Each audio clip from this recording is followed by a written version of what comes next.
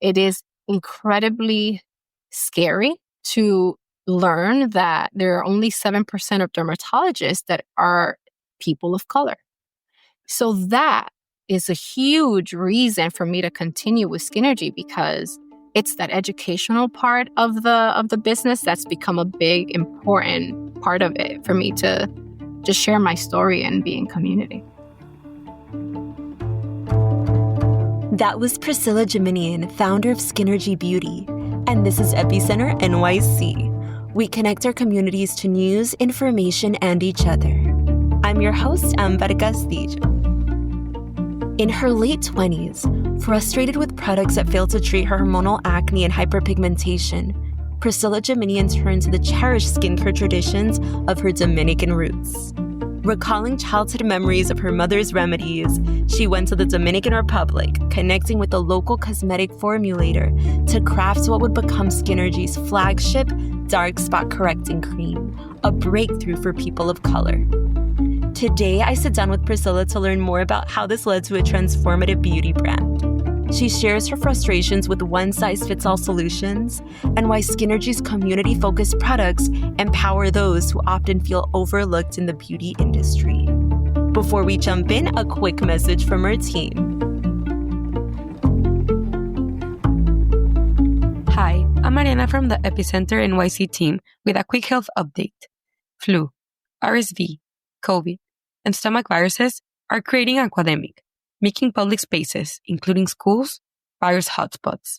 Watch for norovirus symptoms like vomiting, RSV's sneezing and congestion, and the flu's high fevers and fatigue. Hydration, rest, and staying home when sick help keep families healthy. Protect your community. Wash your hands, clean surfaces, and keep up with vaccines. Need more info?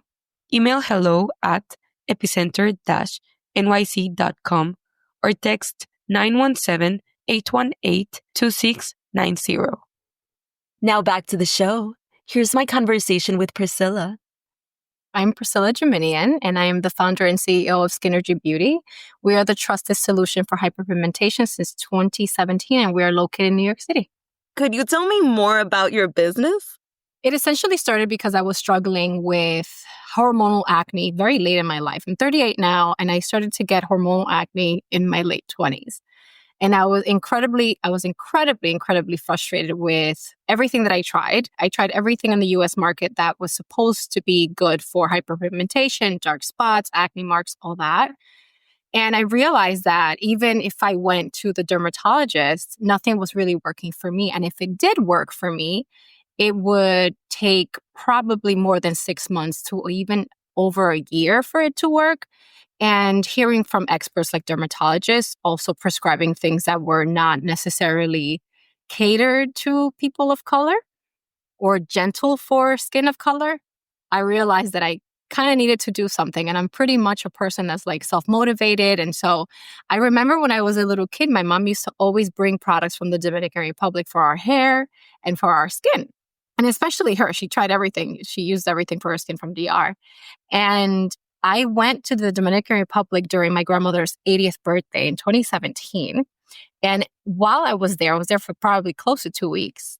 I connected with a formulator over there who's an esthetician and over 20 years as a formulator. And I told her what I wanted. I wanted something very specific. Mind you, I don't have a background in skincare or chemistry or anything like that. I was a real estate agent for 10 years, but I wanted something that worked for my skin that didn't allow my skin to react poorly to it or get sensitive towards it. And so she created something for me based on the things that I thought were ideal. But she also was very informative and shared with me the things that could work. So we based the dark spot correcting cream, which was my first product. Prior to even Skinergy being a business, I was selling this product for 2 years, from 2017 to 2019. And this product is kojic acid based. So it is a natural product, and it worked just as good as hydroquinone, which is the number one prescribed ingredient for hyperpigmentation. But it's also a very controversial ingredient. And in Europe, it is banned. It is not something that people of color should be using because there's some controversy behind it. It can be a disruptor. It can just sensitize your skin further. It's not the best ingredient for us. So in using this sample that we created when I came back to New York after that vacation, I saw results within weeks and I was just completely shocked. And this was just like the first iteration of the product, right? Like we were just doing something for myself. I was never intending on getting into the skincare industry. I was never ever going to be a skincare founder, right? But I was posting it on Instagram and I had a ton of women say, well, what are you using? Like you showed us your before and after and your skin is looking so much better. And I said, well, I'm trying this product that me and my formulator created and it's working really well. So I had interest just by my own personal guinea pig experiment on myself, right? On my skin. And the amount of people that actually waited, because again, I wasn't intending on making this a business. This was just one sample for myself. So I had to speak to my formulator who is in Latin America. I had to tell her, can you make me maybe a gallon or something that I can put together in a jar and send it to these women that are interested in trying it? And it would be great for me to just also see how it works on other people, right? On very severe cystic acne marks, on hormonal acne marks, on dark spots, on melasma. So I was very interested. So in exchange for that, I asked the women that tried it, and there were like probably over 40, 50 people that were interested in it, just to give me their feedback. So I was literally just putting something in a jar, shipping it to them, and they would just give me their feedback. And before I knew it, within weeks, I'm talking about 15 days plus, they had dramatic changes in their skin. And I was blown away, just blown away. They were just telling me, Priscilla, your product is incredible and I'm not reacting to it. And I have very sensitive skin. I had people who knew me through Instagram personally and friends and family as well, telling me that everything they've tried before never worked and mine worked. My product worked incredible. So it took me 2 years to create Skinergy Beauty from 2017 to 2019. I was very particular with what I wanted to do. I said, okay, this is something that is doing really, really well, is working really well for a ton of different people. So that was my motivator. I was like, okay, let's hit the ground running. Let's see what we can do. And for 2 years, I also connected with other formulators here in the United States who can educate me and kind of guide me in expanding. I was curious, even before you had a customer base, even before you had the concept of this business, like what was it that motivated you to even document that skincare journey on social media? I have always been a very, very open person. I'm a very vocal person, and it can sometimes rub people the wrong way. But I had found this community on Instagram. At that time, I had like 10,000 followers, which is pretty big at that time, right? We didn't even have the term micro influencers at that time, right? But I was more or less a micro influencer because I had a ton of people following me and they were very curious about what I was doing. But I've always been very open about things that I do in my day-to-day life. Like it was just a labor of love that I wanted to share with the world. And I just thought it was, it made sense to share it. And why not? I think a lot of the times that transparency and authenticity is very seldom something that you see from founders, right? Like we're very used to seeing the conglomerates in the beauty industry not be involved in the day-to-day operations or even talk about the brands that they own, right? Like we don't know. I didn't know back then who ran Revlon or who was running Estee Lauder, right? Or who ran any small business. It was just not something that was normal. But I was doing that just because it felt natural for me to do so. I was just sharing everything like, oh, hey, I'm trying this new product coming soon. This is, and it worked. It's been a great, great journey.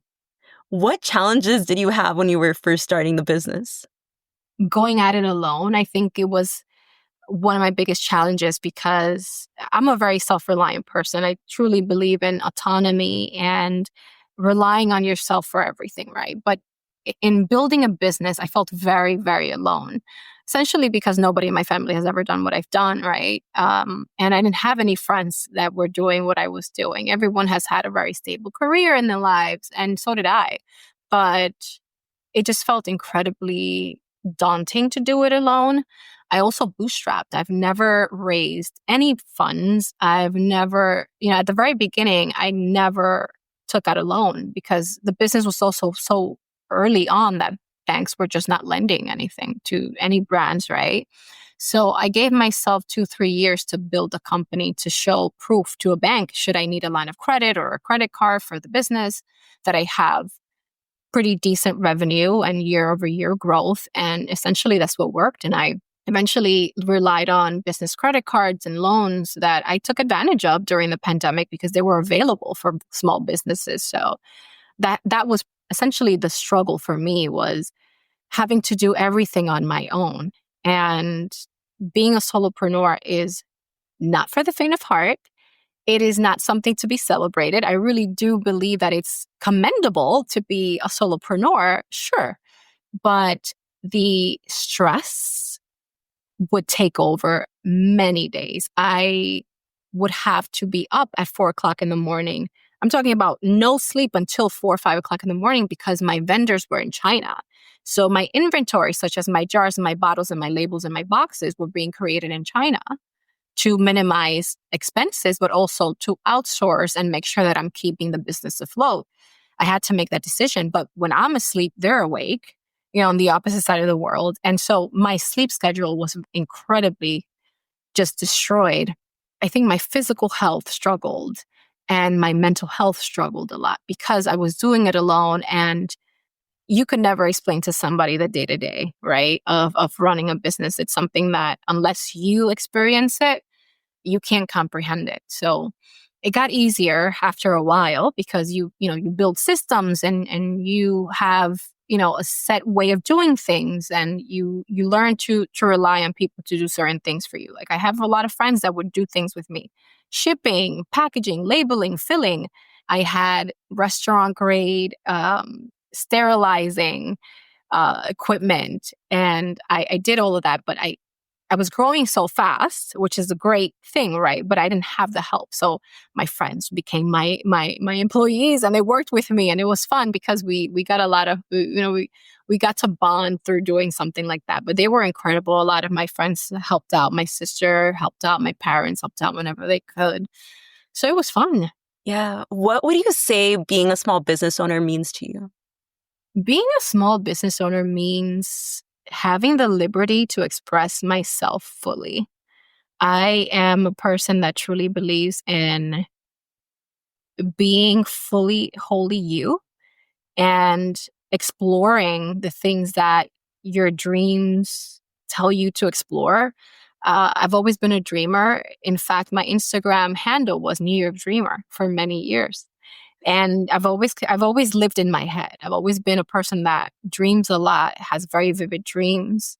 I always envisioned a future for myself that, you sometimes don't get to have.